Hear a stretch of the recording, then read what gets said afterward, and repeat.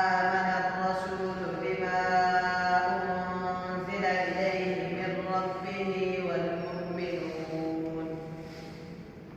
كل آمن بالله وملائكته وكتبه ورسله